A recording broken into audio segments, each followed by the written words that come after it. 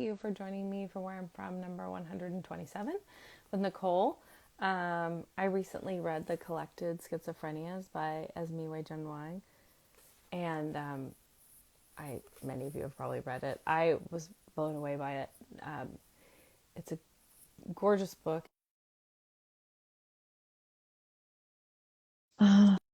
Thoughtful about her diagnoses and her journey with that, with schizoaffective disorder, and I just highly recommend it. Hi, Nicole. Hi, how are you, Allison? I'm good. I'm staying dry, which is Nice. the main goal. How Good. about I'm you? glad you're safe. You Um, too. yes, everything is great over here. Sunny day here in Boston. No Hmm. precipitation. So yeah, I'm getting ready to go to AWP tomorrow. It's a conference. Yes, So yeah, trying to lots of pack you for that. going. I Yes. think it'll be fun. Yeah, I've never been. this will be my I'm gonna first have time. my first time will be next year because I can't ignore it. It's gonna be here, so I'm going. Nice. Hopefully I'll see you there. Yeah, yeah, that would be lovely. Uh, So anything, would you like to tell us about your forthcoming book? Because I'm excited about it and I'd oh, love to hear your pitch, your quick whatever you want to share. okay, good. I'll try it out. You can tell me how. So my book is a memoir and essays called Mothers and Other Fictional Characters. It's coming out just under a year from now, early February 2025.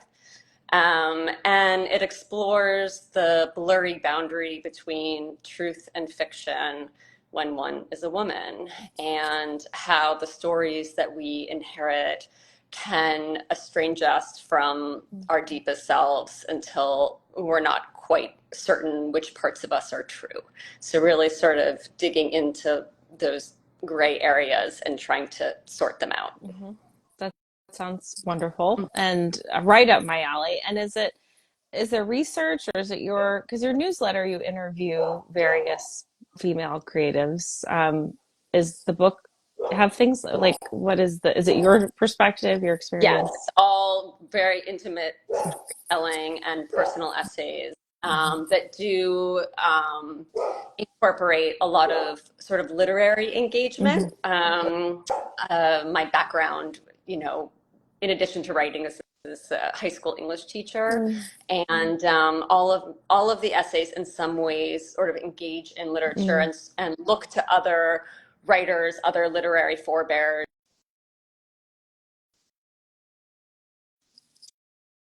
I lost your audio. I I can't hear you. Can you hear me? Can you hear me, Nicole? I can't hear you. Oh, there it is. Okay.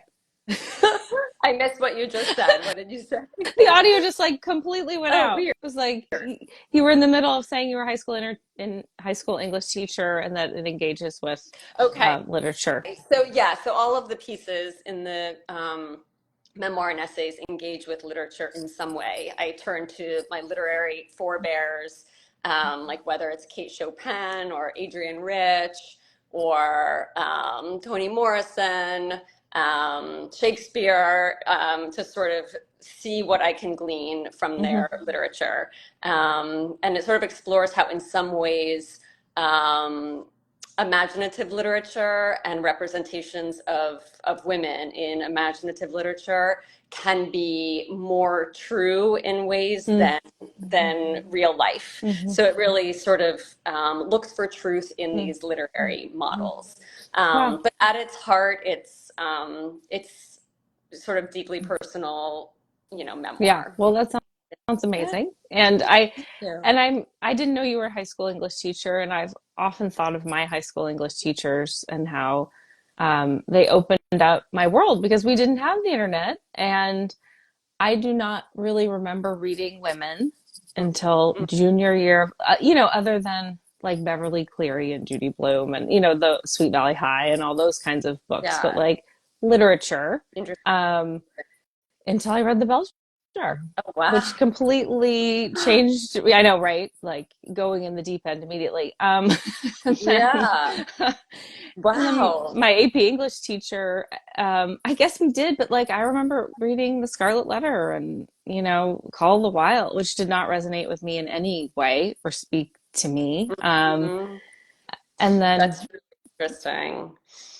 and Yeah. it means something seeing yourself represented. I mean, I was going through my own mental health crisis when I read the book, so it was incredibly meaningful to me. And then my AP English teacher, we read diverse author. Like I was introduced to Toni Morrison and Zora Neale Hurston and Hmm. Louise Erdrich and all of these women who still are with me.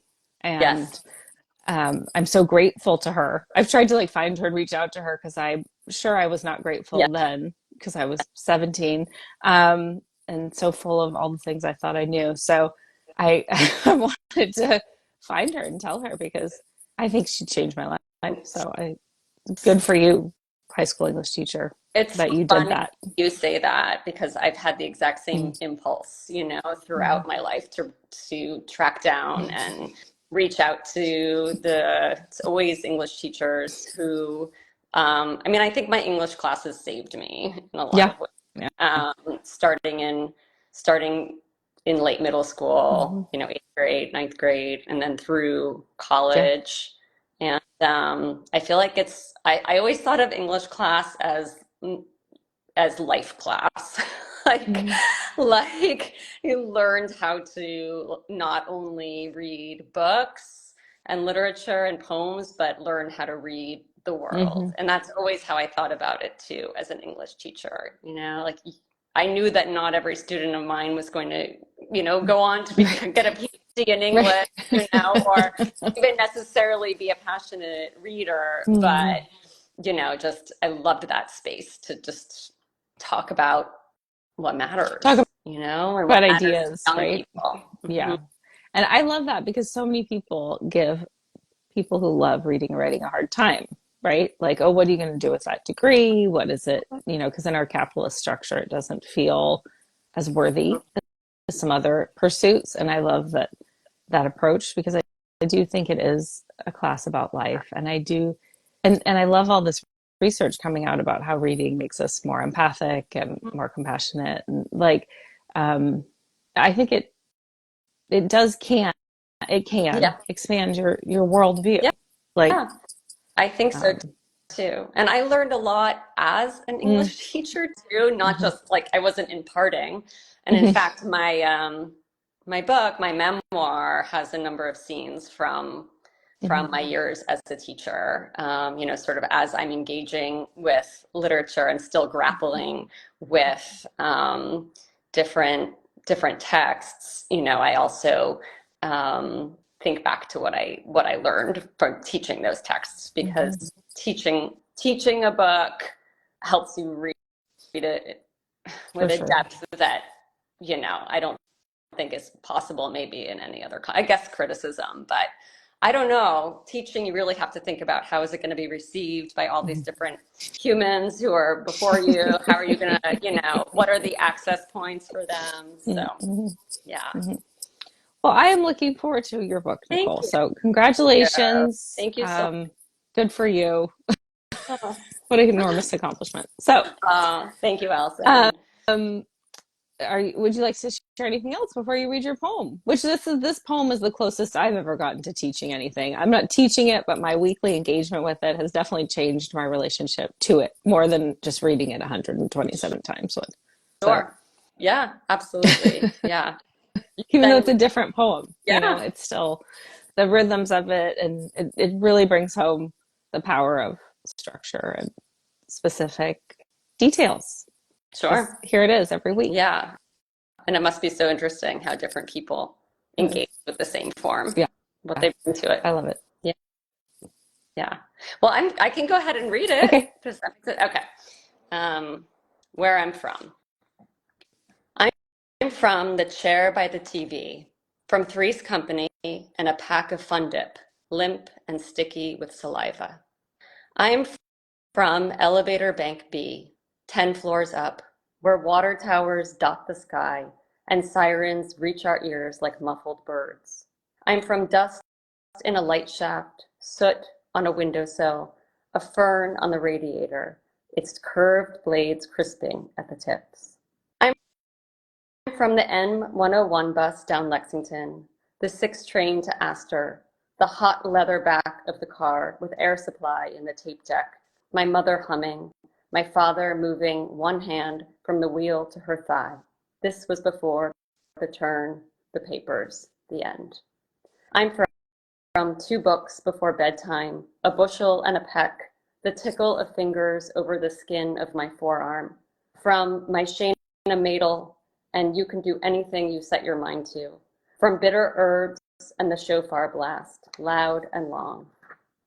I'm from the small shtetl, the ransacked house, the one lucky son who escaped with his life and kept going, across borders and villages, an ocean, to the concrete island that would be his home, his children's home, my home, with chopped liver and bagels on the counter, next to a box of Entenmann donuts, fresh from Gristedes.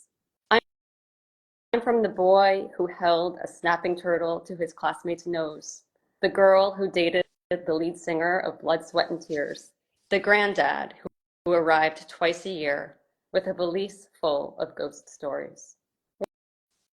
Once upon a time, there was a stack of vinyl photo albums in the cabinet under our TV.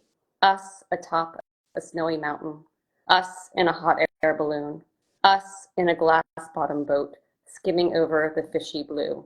I have no idea where those albums are now. Thank you. Beautiful. I am also from Three's Company, which is obviously the deepest, most important part of this poem. But It is. Every like off-color, unsavory thing that I know came from that. Yeah, it doesn't hold up. Formative Not exposure. a show, not a show that you can show to your kids, and they will think less of you. I Like can just imagine. yeah, wow. You thought this was funny. It's difficult to explain how different the world was, but I think that shows like that are shows like any shows that we watched. I mean, Charlie's Angels, another one I was obsessed with. Like, It's I, very, very true. I can't explain it to them. Just seeing those women do things that were not typically considered things women did. Yeah. You know? Absolutely. Absolutely. Yeah. I think that now that I'm sort of ruminating on this, Three's Company probably ages particularly poorly. Really, I haven't actually watched it, but my husband and I joke about it. Like just the concept of it, obviously, is Yeah. for those of you who don't know, the main character Jack Tripper poses as a gay man to live with 2 women in an apartment, which just all of it is mind blowing. One of whom is like the blonde bimbo, and Yes, the other one, yeah, who's the there's, serious yeah, brunette, which was such a common trope. I mean, it's still out there, but back then it was not at all. questions. Hidden. It was completely, Yeah. it was text. It was not subtext. Yeah. Yeah. So Oh, that's funny. Well, I'm glad to know that somewhere out there, in 1984, yeah. you 2 were Oh yeah. babysitting a pack of Fun Dip, Oh, for sure. enjoying Well, dinosaurs. not the fun dip because we were healthy, but I was Okay. glued to the television just watching Right. sitcom after Mhm. sitcom. Mhm. It was a Channel, refuge. Uh, Channel 5 lineup. Hmm. yeah, those kinds of things. And what a evocative portrait of city living. Mm. Like I really felt that 10th floor um, experience, like to be removed, but also up. Hmm. Yeah, I mean, it was interesting writing this, how much, made me really reflect on how much that environment shaped me. And not only in macro ways, but in these like very micro ways, just about, what was my environment? It sort of did feel up there on the 10th floor, once you're up there, like this cocoon Mhm. in ways. Yeah. Um, and, still when I live in Boston now, but still when I go back to New York, and I said this to my husband because we were there a few weeks ago for a friend's birthday. But I was walking down the street and I was like, I feel at home, like in my Mm-hmm. skin, like when I'm walking down the street and I like smell the pavement, or, walk over the subway grates and like smell like the warm exhaust coming up from the subway grates, or like, the rain dripping from Mm-hmm. scaffolding. Like it's home, and I haven't lived there for years. I mean, we've been in Mm-hmm. Boston since 2006. But it's home in a way that, no other place will ever be, right? Just all of Yeah. the kind of visceral details. And I think one of the wonderful things about New York too is that those details are so personal, but also if anyone has ever lived in New York Yeah. for any period of time, Mm-hmm. it becomes like they share Mm-hmm. that memory, right? Like they share those details. Um, and so I think it's sort of nice. I like to imagine that other people might Mm-hmm. have that feeling of like living in an apartment building and hearing sirens from, down below, and soot on the windowsills and those Yeah. sort of I lived details. in a dorm at NYU one summer, and that was my experience. I was about Yeah. that high up, and yep. But I think even just living in a place or being from a place that is so heavily represented in media Hmm. is also, um, but I mean, all places are, but I think New York has become, it's a symbol for sophisticated urban living or um, dirty urban. I mean, like all the different, like the challenges of urban living, the beauty of it. I mean, it's a character in so many stories, and so um, it's Yeah. it's special. And I think there's like that public facing New York, and then there's whoever really lives there. It's your little village, Mm-hmm. right? And especially whatever neighborhood you're in becomes as, personal and individual, as any place that you could Yes. live, right? With, Yeah. whoever is, at the news selling, Yeah. the person selling the newspapers down the Mm-hmm. street and the mail carrier, all of it. So it's an interesting place to be from in that way, I because can imagine. everyone at once knows Yeah. it Yeah. and Yeah. doesn't know, your own version of it. Yeah. Yes. I feel that way being from Southern California. I'm Yeah. always like, especially funny enough, when I moved from here when I was 14 to Colorado, everyone was so disappointed I wasn't blonde. It, Oh. it was like, are Right. you sure you're from Southern California? Right. Ye- That's so interesting. yes. Right. Right. The stereotype. Yeah. Yeah, which happens with New York as No well. one seems Um, to be surprised that I'm from New York. So I don't know. I don't know if I'll take that as a good thing. Feel a little proud. it's because you're erudite, Um, right? It's like, oh, because well, of thank you. they're impressed. Yeah, with me, they're always like, oh, I don't know. Interesting. Yeah, Huh. it's okay. I'll take it. I feel like it's usually a backhanded compliment of Right. sorts. Right. Um, I take it that Yeah. way. Yeah. Uh, Sure. Yeah. um, and what a story of your family and so what relative was it? Was that the pogroms or what Yeah. relative? Yeah. Yeah. So the pogroms in Yeah. Ukraine. Yeah. Belarus.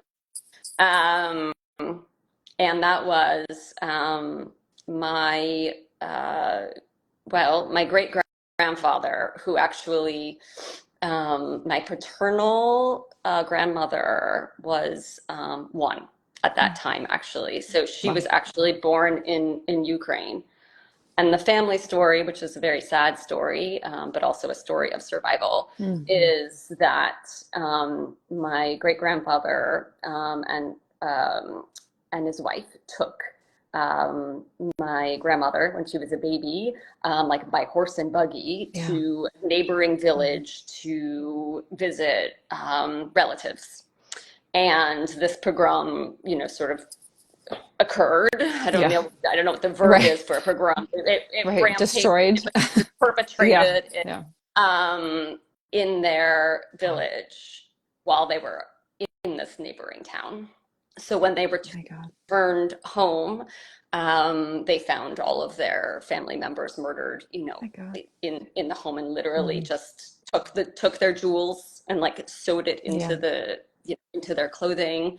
Um, and um, and then some of the details are a little lost on me, but they really like Sure. escaped, Yeah. yeah, in the night and bribed border guards, Yeah. get across, and so it's a remarkable, obviously it's a remarkable Yeah. story, but it makes me think. I've been thinking a lot lately about like just the series of like events that are beyond our control, the series of small coincidences or strokes of luck Mhm. or close close getaways that lead us to where we are, like the fact that I'm sitting here, to the fact that you are sitting here, Yeah. whatever, like acts of chance and fate occurred in the past. And I don't know, thinking about that always makes me feel really grateful, Yeah. or I look at my children, Mhm. right, and I think, oh my goodness, like things so easily could be otherwise. Yeah. Um, and so I'm really grateful that my great grandfather was visiting family, Right. and so many other near escapes. Yeah. Yeah. And I think I just turned 50 last week, so it was a big Happy birthday. moment. And I needed to make a decision if I was going to tell people or if I was not going to tell people my age. And I decided to say because I'm proud I'm here, Yeah. Like, I mean, there is gratitude too, like interwoven with that because there's so many realities where I'm not here at all. Yeah. 100%. And that I'm not here now. And I do think of my ancestors from time to time, and I'm sure some would be shocked, horrified that I'm such an outspoken woman. But I think a lot of them would think, oh, this is why we did this. This is why Hmm. we kept struggling and pulling ourselves up and making the choices we made so that we would have choices ourselves. Hmm. So, Yeah, I think about that too. yeah. And I often think it's such a shame that, as people get older, they're not able to, and pass on, they're not able to see Yeah. what comes after, but um, I don't know. It's nice to be able to access those people from memory on I our think side. so. And I don't know. I'm a little woo, so I believe they like know, or you can, you send them messages, or they're like, I don't know. I feel some connection to Yeah. who came before. Yeah. Um, I like that thought. yeah. So Hmm. it comforts me, and I also just I don't know. I my maternal grandmother died very young, in a suspicious mental health related circumstances, and I like to think of her and like I'm out here talking about what I've been through and who I am, and Hmm. I think of her, and it's not the same as her living, but Hmm. it's a tribute to her in a way. Absolutely. Yeah. I do think those who come before live on through us and speak through us in those Yeah, ways. Yeah. yeah. And I also want to say about all the things that the lucky coincidences or the things that happen to your family and mine to be here because that's just truth. It's also a like a tick mark, like we can't plan, Hmm. like we have to just live each day as it comes Hmm. because you know you can't, because you see people try to control all of this, like the future, and like obviously we need to be good people and do what we can do and Yes. care about the future, like we Yes. shouldn't use it as a way to not engage with the future, but um yeah, it's it's out of our hands, the specifics. Yes. For me, having children Yeah. has helped with that in a lot of ways. I thought that I could control a lot more before I had a 14-year-old and a 10-year-old and an 8 year Yeah, I old. think you have to accept it or they can never leave the house. I mean, just Exactly. That's exactly right. is, Yeah. is that so any of what was it, any reflections, what was it like for you to write this poem, Nicole? What was this experience? Anything you'd like to share? Well, I was really glad for the chance because I haven't, poetry was really my Mm. first love. It was, again, coming back to this theme of, English class. Hmm. I remember the school that I went to was really great about teaching Mm. poetry. I don't think that they teach poetry as much in my sense right now as I don't they did think so. It's a lot back of in the old acrostic days. poems. Yeah, totally. But I Which I love, remember, by the way, and loved as a child. No, no shade yeah, on them, but it's like I think it's sort of like, oh, here, moving here, on. we'll Hmm. check that box. Hmm. I just remember that I still I still have this book. It was this book called Sound and Sense, and it was our like textbook for a unit in eighth grade English. And it was all about poetry and how poetry worked. And, we studied every literary device. We looked at poems. And I was such a nerd. I mean, I would pore over this book like, Hmm. in my spare time. I would read the poems that we weren't even like assigned to read. Me too, And Nicole. I would also and do that. I thought I was going to be a poet. And so, Mm. like, in my 20s, I was like sending poems off to the New Yorker that like were Oh, always I burned, love like that. notes. Um, and, um, and I've really found my home in nonfiction writing, but I feel like poetry was my training ground, and I've Mm. always loved image. Like, I feel like Hmm. image is like what I always, that's the stepping Hmm. stone of my Hmm. writing, sort of moving from image to image and piecing them Well, I together. really So this is feel all to that say, yeah, in your you feel, poem. I really feel that. oh, okay, yeah, Yeah. well, thank Hmm. you. Yeah, so it was really fun for me to get back into it, but in a totally light and fun way. Like, Yeah. I'm not about to send this to the New Yorker. Like, I have no horse in this race. And Yeah. so it was Yeah. really fun for me to like Hmm. step aside from my nonfiction writing and be like, I'm just gonna Hmm. play, like this is just fun. And to sort of play with images in this way. So for the most part, I just found it really fun. I thought Oh, it was like a fun yay. outlet.